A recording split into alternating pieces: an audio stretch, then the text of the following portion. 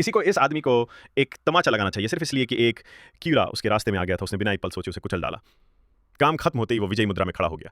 जब उसके सामने दो जहरीले सांप आए तो वो बिल्कुल भी नहीं घबराया, सीधा उन्हें पकड़कर सेक्सी चमड़े के बूट बना डाले। रास्ते में एक और कीड़ा मिला, उसने झिझके बिना उसे 2 किलो हार्मोन इंजेक्ट कर दिया, उस पर ब्रेड क्रम छिड़का और 2 साल की बास्केटबॉल प्रैक्टिस दिखाते हुए 3 अंकों की शॉट मारी, सीधा फ्राई कर डाला।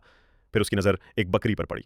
उसने झट से उसे काटा और बड़े बड़े निवालों में खाना शुरू कर दिया। बगल में खड़ी मादा बकरी को भी उसने नहीं छोड़ा, ऊन उतार डाली। फिर जेब से पिस्तौल निकाली और दाएं दाएं, हर परिंदा जमीन पर गिरने लगा। समुद्र में एक समुद्री शेर मिला, उसके सिर पर डंडा मारकर उसकी खाल उतारी और खुद पहन ली। फिर वो अपनी निजी यॉट पर चढ़ा और समुद्र में जहरीले केमिकल्स फेंक दिए। घरेलू कचरे से लेकर हर प्रकार का मलबा भी वही फेंका।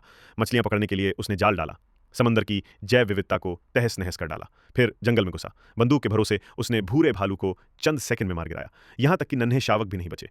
धन कमाने के लालच में उसने हरे भरे पेड़ों को बेरहमी से काट डाला। हर पेड़ बन गया सिर्फ एक कागज का टुकड़ा।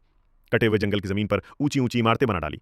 जैसे जैसे विज्ञान आगे बढ़ा, वो आदमी खुद को विशेषज्ञ कहने लगा, जानवरों पर बेरहम प्रयोग करने लगा।